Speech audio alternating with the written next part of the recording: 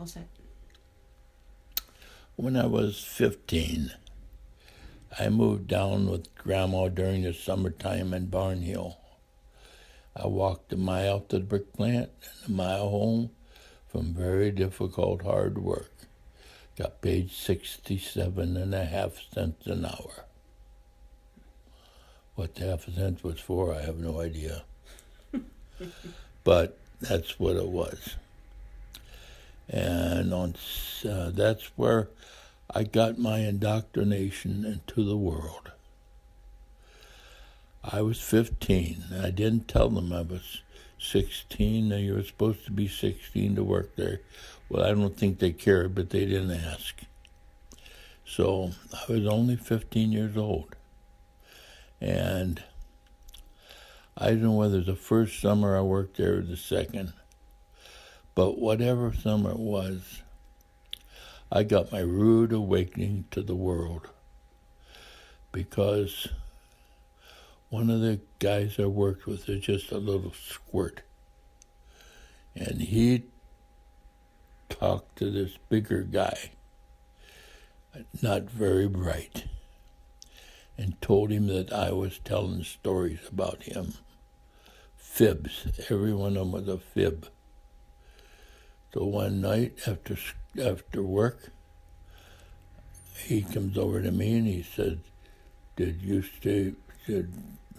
what's his name told me that you said that I was a sissy or something like that.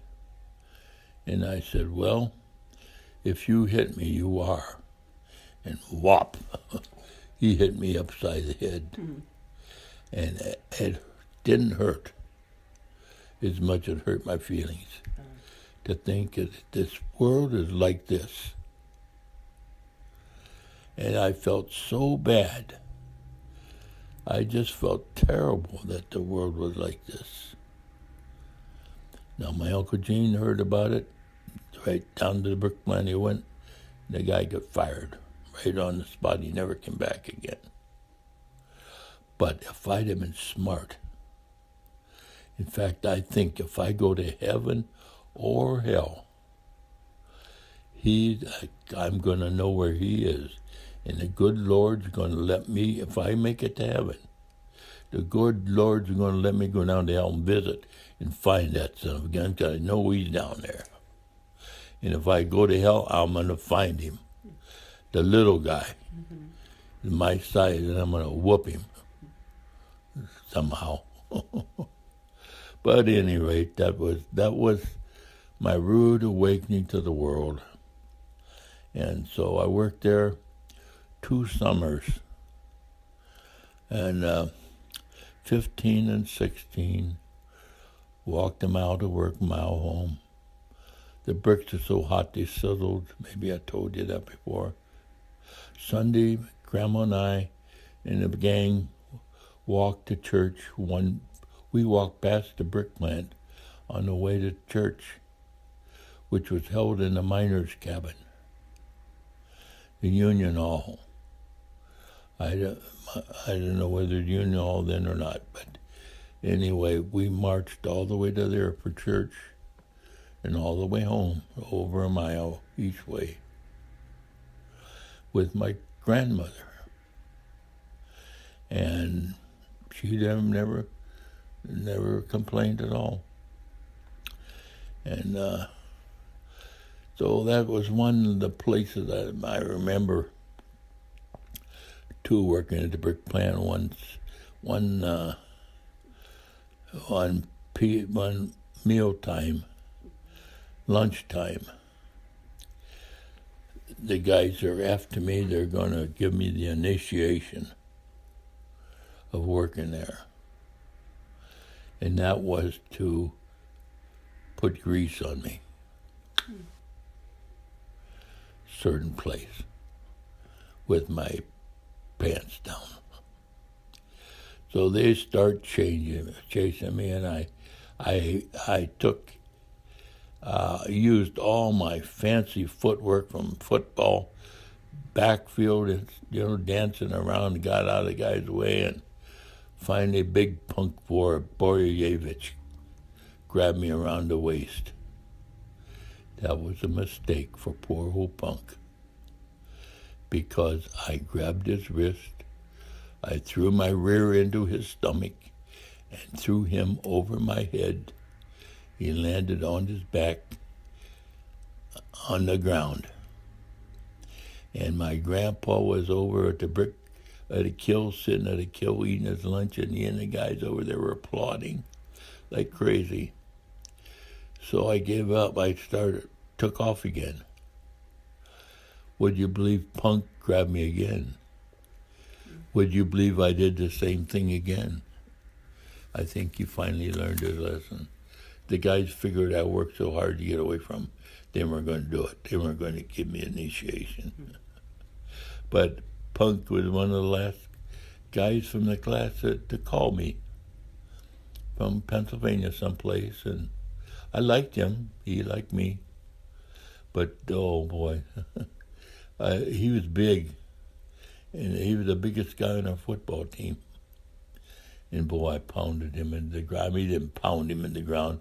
I landed him on the ground. I didn't pound on him or anything like that. But that was one of the experiences I remember from the brick plant. I remember one other experience is that one day we're working and we find out our boss has got a new baby. So we're celebrating. He's got a new baby. So he passed out cigars. And I grabbed one and I thought, I'll just do like Grandpa Plutz. I'll just bite the end of it off and chew some of it, and I'll spit tobacco. Whoa, did I get sick. I went out behind the shed where we kept the bricks, spare ones. Oh, I was sick. I finally got over it about a week later. But no, that was one of the things that I remember from back then. Once in a while, we'd go in the shop and work, and the place where they made the bricks, you know, clay bricks. They made them out of clay, of course, and I got so tired of one. We're going fast one day, back and forth to the cart, to the belt, to the cart, to the belt. Finally, I heard a squealing noise. It sounded like a belt was squealing or something. So I start mimicking it. I use my voice to give the same kind of pitch. And they stopped all the machines, and they got guys out looking all over to see what it's called, making a noise. They oiled this and oiled that. I never told them any difference, because if I did, I'd probably get fired. But I was just so exhausted from it. And it was monotonous, and it was just exhausting. So I didn't tell anybody else I did that either. So at any rate, that was two of the big experiences. One experience I had, I think, was the first day on the job. And I even had his name for a minute there, it just escaped me. But he was the owner of the brick plants. A couple of them. And just on the last hour of the day, he come strolling around to the back of the kiln. On the other side of the kiln is the pits where the boxcars came in. So whenever they closed or opened up, rather, a kiln, they took the bricks from the door and would stack them aside on a pile, nice, neat pile, so that when they wanted to fire up again, they'd fire up and paste it closed, and away they go. Well, this pile's there. This is my first day. And one of the biggest jobs with wheeling bricks was keeping the balance. Try to keep the wheels balanced, or the bricks balanced. You had a pretty good pile on each side, and so his name was Evans, Mr. Evans. I get up, I said, now you got a real thin piece of steel that you had to keep on. If you got down the sand, you're in trouble. And so you kept on that thing. I kept on that to the doorway.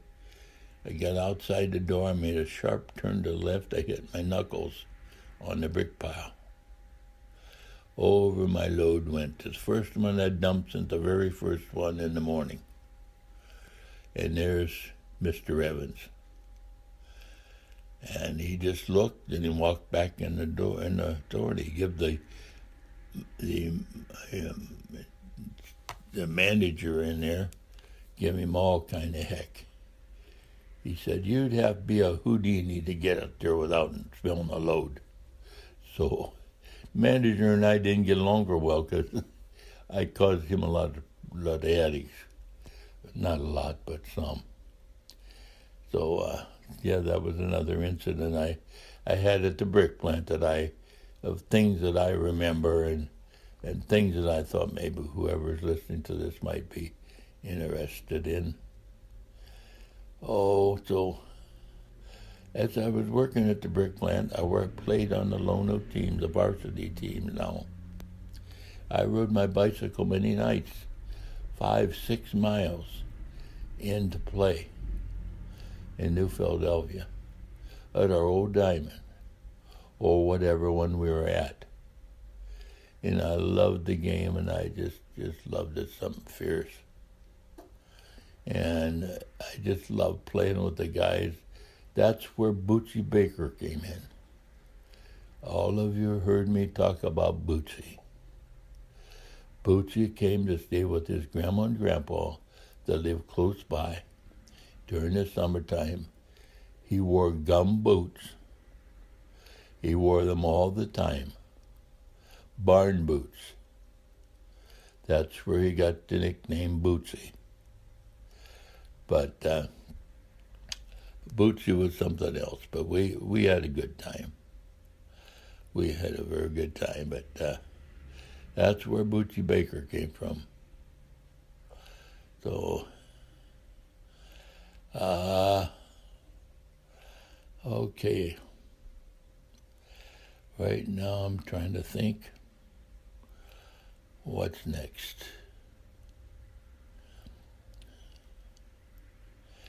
I don't know. I think the next thing that come along now was I had a girlfriend in high school down in Midvale. Then I lost her, and then I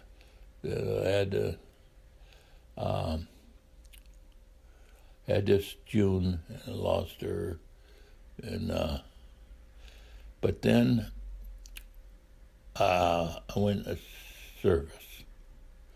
My good friend Sam Booth, when I was in high school, and I was in high school with Sam Booth down at Midvale, or Barnhill, Midvale. And Sam joined the Coast Guard. Looked like we were going to probably get drafted. So he joined the Coast Guard. I thought, oh, that'd be nice. So I joined the Coast Guard too. Well, he went in about a month before me, and I never saw him again, only once. He waved to me from an upstairs window in Manhattan Beach, Brooklyn. So that's how much I got to be with Sam in the Coast Guard. So, at any rate, I enlisted before I got out of high school. I was almost out, and they said I could wait till I was 17. I could wait till I was 17. I was very young in high school. Very young.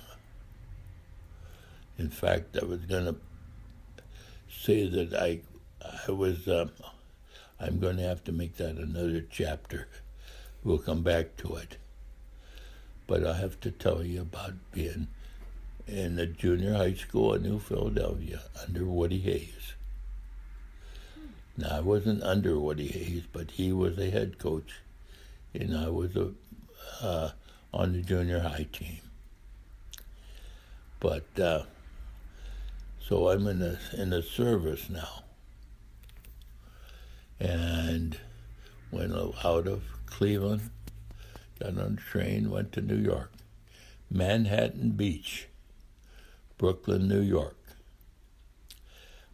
One of my aides here was Kim, and she was from that area. And Kim knew where I was talking about. She knew the building that I used to be in with boot camp. And so I went there, and there was 100 guys in our boot company. And I was a good boy. Everybody had marks out of 100 except me. It was only about a week to go or so. And one time, about that time, I hung my sheets out to dry. And we used clothes stoppers, which is about a foot-long piece of rope, little rope, thin rope. And I got dark marks where I tied it on. So they marked me down, said, I was going to have to do extra duty. So I went in and showed it to him, and I showed him where it was. The marks were from the gizmos that I hung him with outside. The fact that I didn't have any marks against me, they forgave me. They understood, they said, just don't let it happen again. Well, it didn't happen until about a week or two later, when I was trying to hide my towel, which you hung on the door just a certain way, with your name exposed, that they knew who it belonged to. You left your door open all the time in boot camp. And would you believe, this time I decided I'm going to fool them, and there's dust on the top of mine, and I'm going to change it. So I did, and I got caught. That was the only extra duty I had. And my duty was cleaning the latrines, the Johns. So I cleaned the sinks and everything, and they come in for inspection, and they said, who cleaned this place? I said, I did, sir. The guy says, okay, if that's the case, this won't be any problem for you. So we went along the little place where you put your shaving gear and stuff while you're working on shaving. And they wiped that off, and they wipe it on my face. And they wipe off there and on my face. It didn't make any marks. He thought it would. So I get off again. I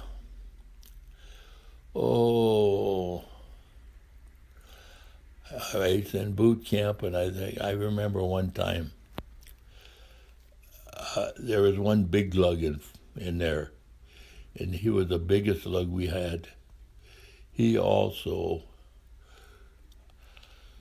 didn't like shots. In fact, he's probably the biggest guy we had. When it comes shot time, oh boy, he's all talkative, Pretty soon he gets up to be his turn and he faints. Well, this one time, we're wrestling out there, and nobody would wrestle with him because he's too big. I said, I'll wrestle with you. I was strong. I'd worked in the brick plants and had my balance and everything, and I'll wrestle with you. So I locked up with him. I'm going around the ring and ring, and I don't know anything about wrestling. All of a sudden, flip-flop, I was on my back. He was on top of me. That comes from knowing what you're doing while you're wrestling. And so I learned a little lesson there, but it was interesting. One incident I did have there, I was on the night watch, and I walked past the window and happened to look down, and I was looking right down in the women's shower. But I didn't know any better. I didn't want anybody not looking at the women, so I didn't bother. I kind of wish I didn't know what. And my own bringing up and everything said no. So I didn't look. down anymore. But the window was open about a quarter of the way in the shower room. So I'd get off of, I remember getting off of duty one night at midnight. And 2 nights. One night I was kind of singing a little bit to myself, which I always did a lot then. And some guy yells at me, "Hey, Plotz, can you whistle?" In other words, cut the damn singing out. And one night I got in, I found a bunch of money in between my folds on my blanket, which you had to have folded pretty sharp, nice and neat, looked like it was cut with a razor. They wanted it. Well, I figured the guys were playing poker, and out there are shooting crap, and somebody put money in there and forgot about it. Nobody ever asked me about it or anything, but I had a nice little amount of income right there for a little while, especially when you only got $1 a day for being in service. And so that was another little incident. Another incident I had was in the movie with Sid Caesar. That most of you listening to this won't know Sid Caesar. Sid Caesar was a comedian, and we in a movie with him. And the movie, our part in the movie was forming the name Tarzan Spars out on the field where we did our marching. So I was one of those figures. That's one of my additions to that movie. Now my dad used to when he went west in Model T Fords. He and some 2 buddies, or they had 2 cars that went. And one of the things they did out in Hollywood was once in a while they needed a buck for dinner or something, or not a buck, it wouldn't have been that probably, but at any rate, he would go out there and be a stand-in or a extra, I think they called him, somebody to walk by a window in the basement, up. And then another time he was in the audience with the circus cowboy with Tom Mix and his straight shooters. So Dad was in the movie with Tom Mix, and I was in the movie with Sid Caesar. Well, he was at one of the Canal Fulton Theater one night, and we went to see him, and boy, I just about got up and went back and tried to find him after to tell him I was in the movie with him. I'm sure he'd have liked it, and he probably would have used it in his stories, but I just didn't quite get it together. So, where were we? I've been wandering back and forth, but I was in the service, Alan, and I became friends with a nice kid, but not very many people talked to him. So I talked to him. Well, we're going to be shipped out now. Everybody's going to the North Atlantic on iceberg patrol. I thought, oh boy, being my seasickness, those aren't not going to go together too well, but I knew that, and I knew that's what was coming. So I'm in Boston, sitting in the pool hall in Boston, waiting to be shipped out. I already got my flannel pajamas from my grandmother. Now here comes this kid, I forget his name, but he said, "Plotz, you want to go to the Atlantic on iceberg patrol, or you want to go to Brazil with me?" I said, "What are you talking about?" He said, somebody said, come around and said, "Can anybody here type?" I raised my hand. He didn't see how many fingers you had to have. And so, believe it or not, he went back to his desk He typed mine and his name into Brazil, and the rest of the guys to Iceberg Patrol. And, even in Brazil, my first 4 days out on the ocean I was so sick. Seasick is unbelievable. I couldn't walk on my hands and knees. They took me to sick bay, and I'm not very good in there. The ship's rolling, and I'm still rocking and rolling. Captain and the doctor come in and he said, "What's he doing up there?" And he said, "Well, the pharmacist mate said she's sick." He said, "Get him out of here. It's all in his head." But it would have been more head if I could have got up and got at him, because that wasn't the case. But anyhow, now we're down in Brazil. We had one particular problem, because on our ship and on our way down, there was one guy that was had my build, dark hair, everything. We looked about the same, quite a bit the same. So right in the guy's hometown, we had to stop. He got off the train. He wasn't going back on. And the State Patrol got him. The State Patrol, but Shore Patrol got him. Put him back on, raised cane, give him duties. So now we go to Florida on our way to Brazil, if you can believe this. And so down in Florida, we got a plane to go down to San Juan, Puerto Rico, where I got the worst cup of coffee I ever got in my life. It was terrible. Oh, was it bad. I could only drink a couple of sips, that was it. And while we was on the airplane flying down, we were flying down and we were taking an airplane motor down to us.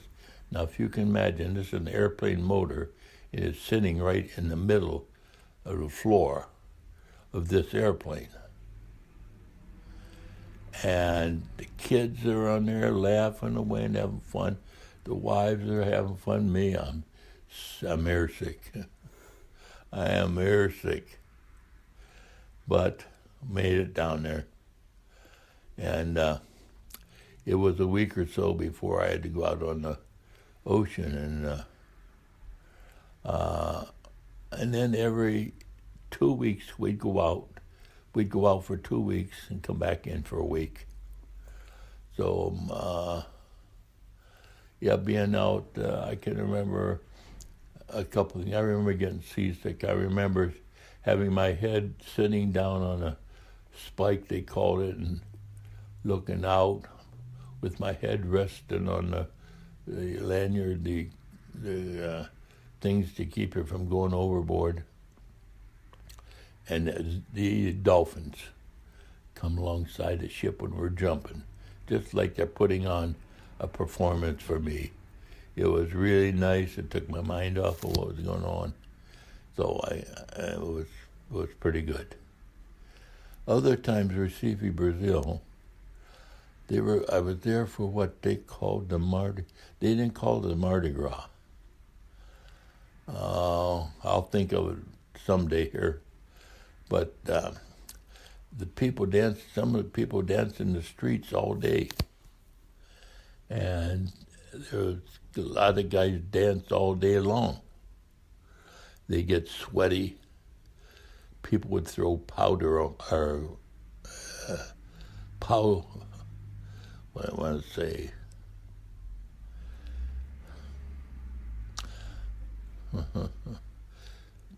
The powder that you make cakes and pies with. Confetti? Not confetti. Confectionery sugar? No, just the regular stuff. Flour? Flour is what I want. And they'd throw flour on those guys. Oh, that'd get on them over that sweatiness, The other thing they had was atomizer bottles about a foot long with a little valve on the end that you could open it up, and perfumed ether would come out in long streaks out of the nozzle so that you could go around and shoot people with it. They wouldn't know where it came from. So I had a lot of fun with that. I brought one of them home, but it didn't last very long. But Christmas time, I was there for Christmas, which was just the opposite time of year as up here as far as weather. You know, it was just the opposite weather. Not the opposite Christmas, but the opposite weather. And I know we got in the truckload, and the guys had a garbage can full of beer and ice, and I didn't drink any of it. I didn't care for it. And we got out to the beach, and we had a party out on the beach. And coming down from a home right up there was a German man, and he had his daughter with him, one of the most prettiest girls I ever saw, other than the one that's hanging on my wall here. And she was a really pretty girl. She was part German and part Portuguese, because the that area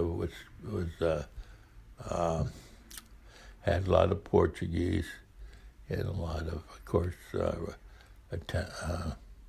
natives there, and the Germans and the Portuguese together made a nice combination of skin color and so on. So that was the last I saw her. And, after that, I think got to the place where I had applied for shore duty, or at least they applied me for it because I was getting so seasick. But we go out, and I got a little bit used to it, so what got to the place it wasn't so bad. And we painted the ship and chipped it, and painted it again, and then when we were done, going to come home, the captain wanted to go to Brazil, to Rio, which is a long ways off down south, and it's a lot farther by boat rather than car. And so we didn't go. Guy raised too much cane. So we headed back home. And coming back home, I wasn't feeling too good one time, and I was steering the ship. I was a coxswain, and I was handling the big wheel, steering the ship. I was either following the compass, or I was following the boat ahead, ship ahead. And so I was okay until I got partially sick. So I asked the skipper if I could go down to the side and heave. He said yes, so I went down and I fell at the bottom of the ladder, and I went over, and lifelines caught me, kept me from going overboard, or I'd still be down there. So then we come back from there. We had one time when we had man o' wars. That's not what I mean.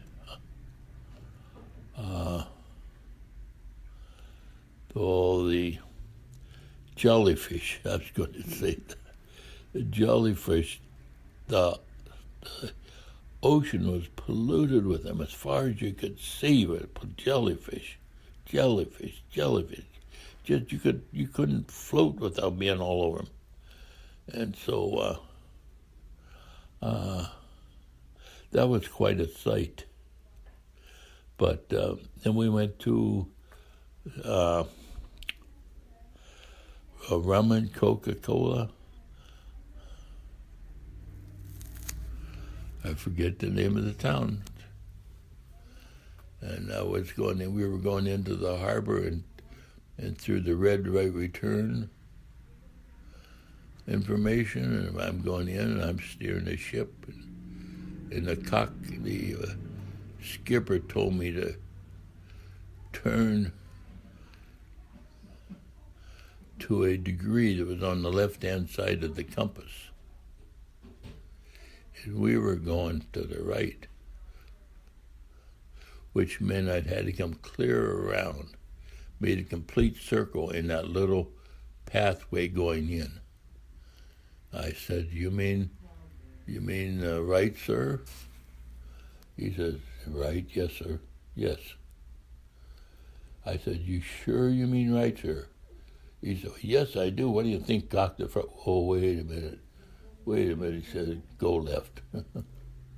Or we'd still be hung up down there. So from there, we went into New York Harbor, and someplace in the files of the New York, I think it's the New York Times, is a picture of our ship sitting right smack dab in the middle of the Missouri, where the armistice was signed. And the whole article was about that big ship. I think it's the one that had a hole in the front. And our whole article was about them, but it had a big picture of us. And I can remember, too, in the harbor when we first pulled in, we asked the little ship next to us if they had any milk. But guys were hungry for milk. So we tied them onto a rope and threw us a line, and we drug them through the water to get onto our ship, and we had milk. Everybody just got sick over there. But it was that was interesting. And so from there we went up to New York. We went up to, let's change that to Boston. And in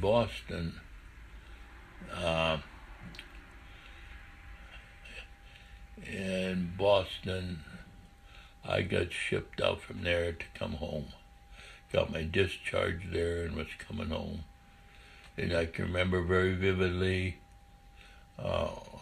Saturday, I went to see, a couple of us went to see Frank Sinatra.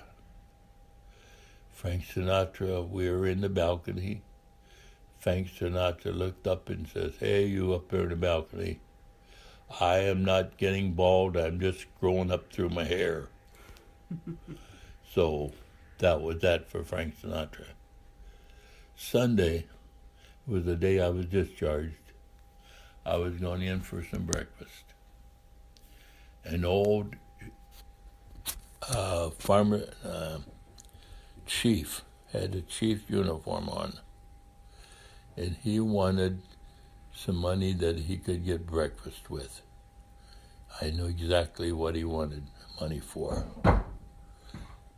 He wanted money for his booze.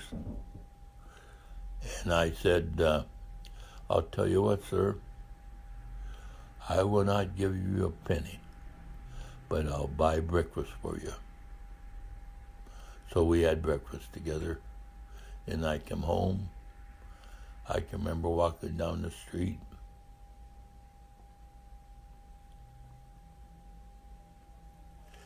I can remember Dad said, hey, Mom, come here. Come here.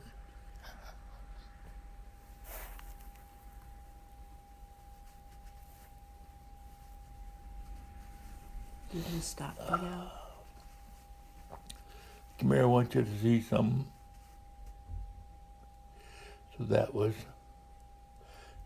my service life. I was only in 10 months. I was in 10 months. My dad told the neighbor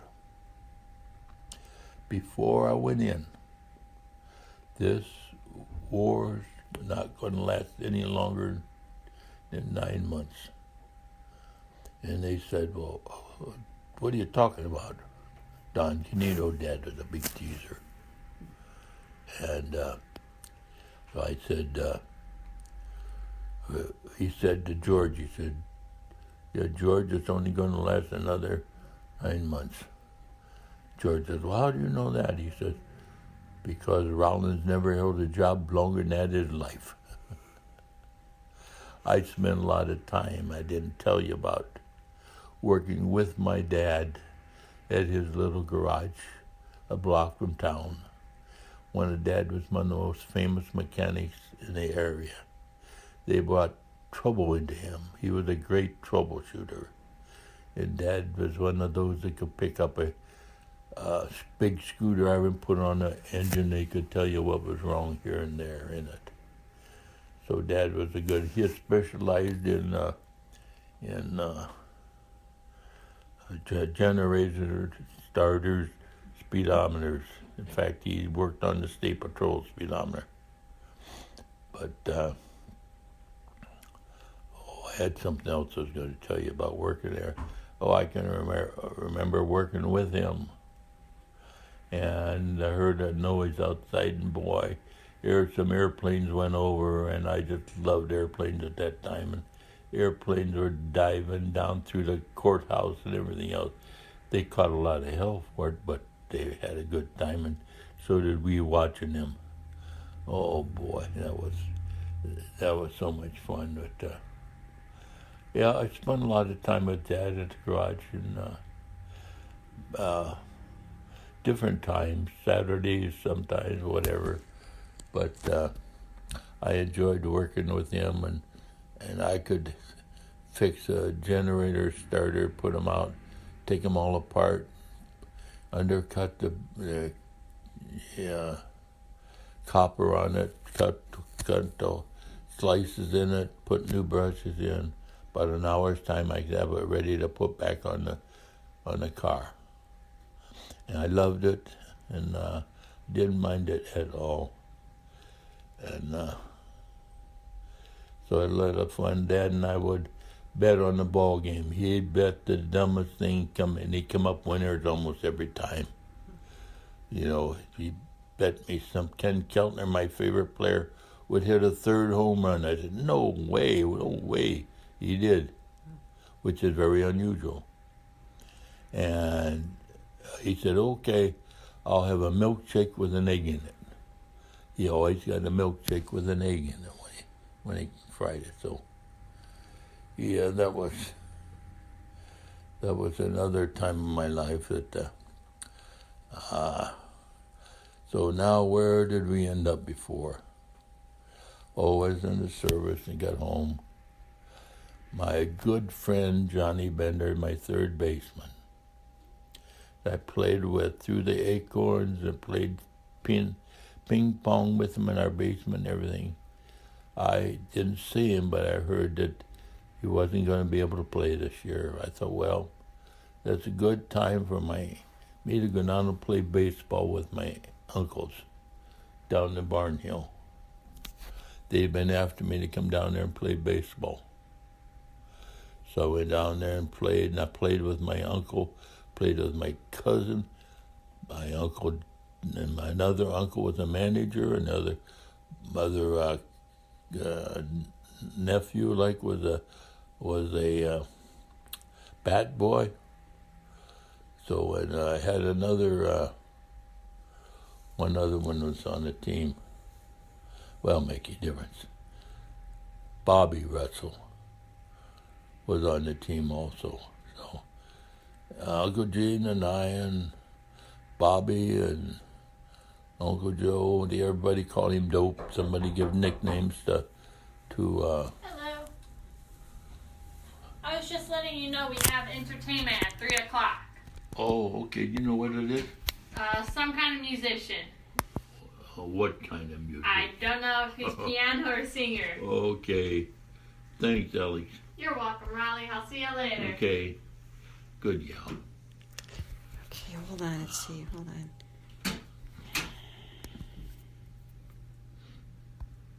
I have not taken part in too many things down there, and I keep feeling that I should do more. Let's see. Get involved with the people more, you know.